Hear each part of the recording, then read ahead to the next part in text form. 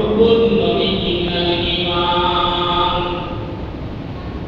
নবীর প্রতি ভালোবাসা প্রকাশ করা এটা ঈমান। যেমন আল্লাহ নবীর একজন ছোট্ট সাহাবী ছিল, নাম হলো হযরত তালহা। কি নাম? তালহা। হযরত তালহা বিন বাররা রাদিয়াল্লাহু তাআলা আনহু ছোট্ট একজন সাহাবী। আল্লাহ নবী একদিন মসজিদে নববীর ভিতরে বসে বসে বয়ান করতেছেন, তালহা সামনে বসে রয়েছে, রাসূলের ভালোবাসার বয়ান করেছে। সাহাবীরা সব চোখে পানি ফেলেছে, নবীর ভালোবাসা।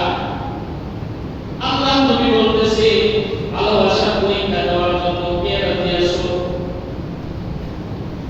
ছোট্ট সাহাবী তালহা বিন বাররা বলে, লাব্বাইক ইয়া রাসূলুল্লাহ। ও আল্লাহ নবী, আপনার ভালোবাসা পরীক্ষা দেওয়ার জন্য আমি তালহা রেডি। আল্লাহু আকবার। ছোট্ট সাহাবী, আমি রেডি।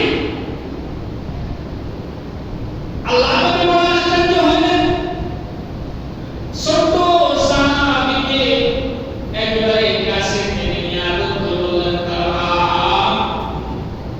কতটুকু ভালোবাসা আমি নবীকে আমি জানতে চাই।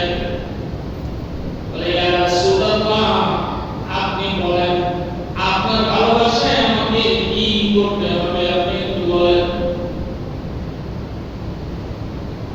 আল্লাহ নবী পরীক্ষা করার জন্য আল্লাহ নবীর কাছে ছোট্ট একটা খঞ্জর ছিল। একটু পাশেই তালহার বাবা বাবরা দাঁড়ায় আছে।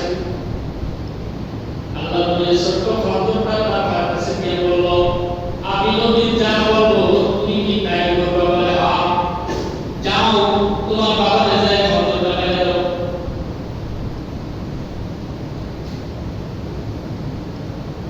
তাফসীরের কিতাবের মধ্যে দেখি আল্লাহ নবীর বলতে তিনি দৌড়ায় খঞ্জর নিয়ে চলে গেছে বাবার দিকে। মায়ের দিকে মানুষ আল্লাহ নবী তাকে ডাকতে বলে, তালহা, তোমার বাবাকে খঞ্জর মারা থাকবে না, আমি নবী শুধু একটু পরীক্ষা করে দেখলাম তুমি কি তোমার সব কিছু থেকে এমনকি মা বাবার থেকেও আমি নবীকে বেশি ভালোবাসো কিনা। এইটা দেখলাম। নবী গো, পৃথিবীর সব কিছু ছেড়ে দিতে পারি, মা বাবা পর্যন্ত ছেড়ে দিতে পারি, কিন্তু নবী আপনারা ছাড়তে পারবো না।